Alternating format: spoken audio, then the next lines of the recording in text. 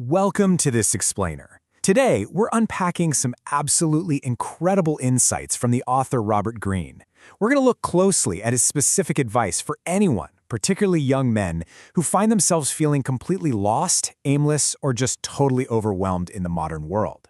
We'll be exploring exactly how you can take that raw, chaotic, and sometimes really frustrating youthful ambition and deliberately channel it into productive skills and ultimately absolute mastery.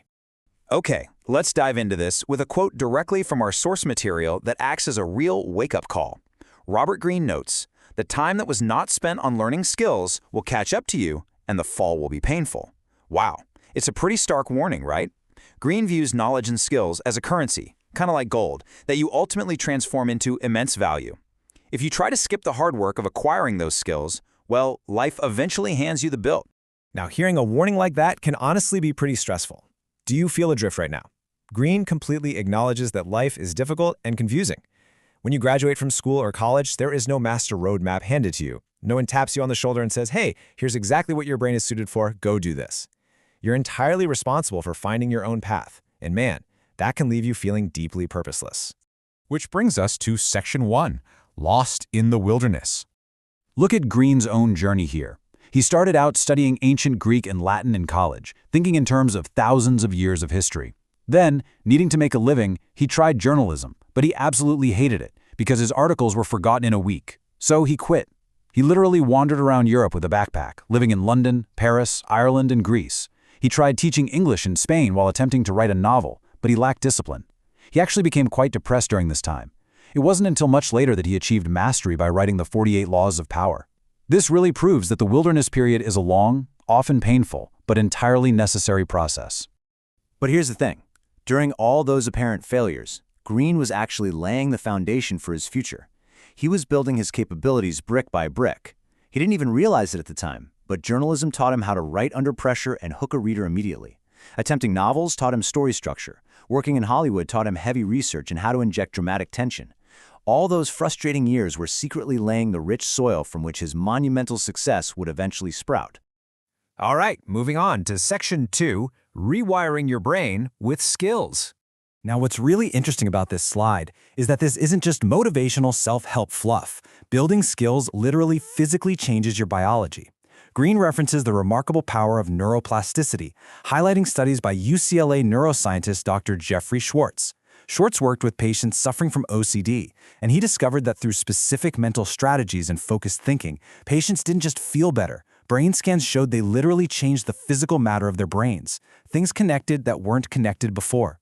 Greene applies this exact concept to ambition. When you seriously pursue a skill, your non-material thoughts physically alter the material wiring of your mind. So think about the massive contrast this creates in how you move through life. A skillless mind is basically characterized by endless confusion. You try one path, you hit a wall, you pivot to another, and you just end up running in exhausting circles without really knowing where you are. But a skilled mind, that mind has rewired itself for precision.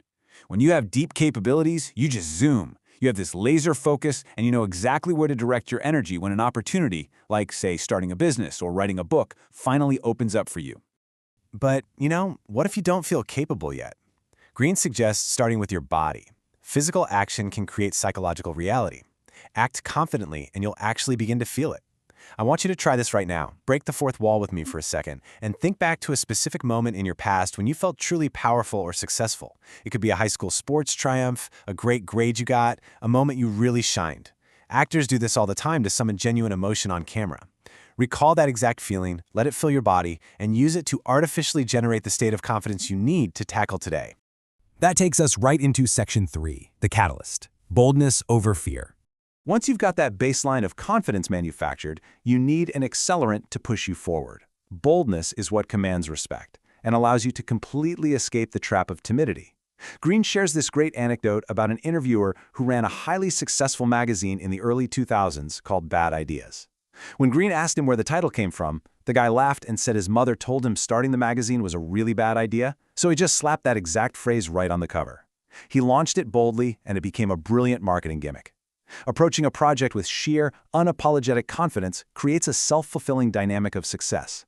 And this brilliantly illustrates how society actually rewards our actions. Look at this. Society pays almost zero attention to timidity. The guy who spends 2 years just talking about starting a podcast gets absolutely no respect. But society absolutely admires boldness, even if it results in failure. Greene neutrally points to Elon Musk. Whether you personally admire him or not, he boldly declares he's going to Mars. People are captivated by that loud, unique, undeniable energy, far more than they care about safe, quiet perfection. Now let's look at Section 4, redefining modern masculinity. This need for bold action brings us to a crucial demographic Greene addresses: young men. There's a profound cultural confusion right now regarding natural ambition, testosterone, and what it actually means to be a man in the modern world. Many young men feel their natural biological drives are inherently bad or toxic, leaving them utterly lost. Greene analyzes this by breaking down 3 archetypes. First, there's toxic masculinity, represented in the source material by figures like Andrew Tate. This involves demeaning women and putting others down to manufacture a false sense of strength. On the totally opposite end is suppressed masculinity, where men become fearful of their own biology and aggression, becoming extremely timid. But Greene points to a third option that he prefers: virtuous masculinity.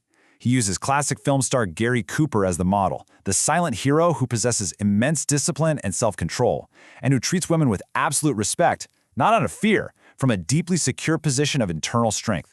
The real key distinction here is that natural aggression, assertiveness, and ambition are not inherently bad traits. In fact, they're the very things that get stuff done in the world. They only become negative, toxic forces if you lack the discipline to harness them. True strength, Greene argues, is recognizing that self-control itself is a deeply masculine quality.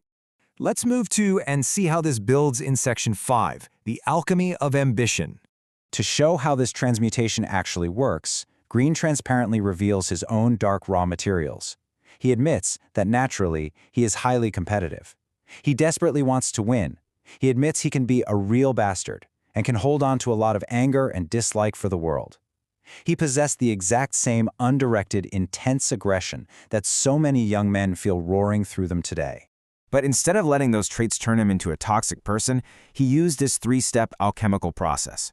First, he acknowledged his raw energy without any shame. Second, he applied intense, rigorous discipline. And third, he channeled every ounce of that edge, that competitive anger, directly into his craft.